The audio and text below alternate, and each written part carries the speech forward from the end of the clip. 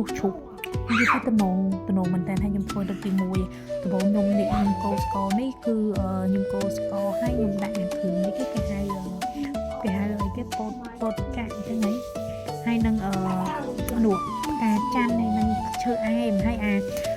ពោះជ្រូកហ្នឹងគឺខ្ញុំយកទៅស្ងោរយកទៅសោស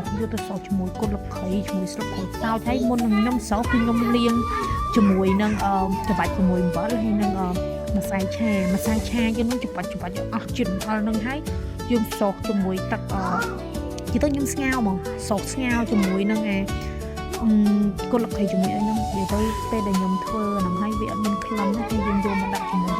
យើងស្ករយើងកូរហ្នឹងហើយខ្ញុំអត់ប្រើទឹកទេហើយគ្រឿងរបស់វាខ្ញុំមិនដាក់ច្រើនទេខ្ញុំដាក់ភេងខ្យងខ្ញុំដាក់ទឹកស៊ីអ៊ីវខាប់ដាក់ទឹកស៊ីអ៊ីវកូរចឹងហ្នឹងហើយនឹងអត់ប្រើទឹកត្រីមិនបន្តិចហើយនឹងអំបិលមួយចិបដាក់តែប៉ុណ្្នឹងឯងរសជាតិគេគឺมันល្មមឆ្ងាញ់ហ្មងគឺអត់មានយើងបាច់ចាំប្រើស្អីទេបាច់ចាំប្រើទឹកសៀងនៅខាងក្រៅយើងធ្វើសាក់ដូចមួយអញ្ចឹងណាគឺឆ្ងាញ់មែនតើហើយម្យ៉ាងទៀត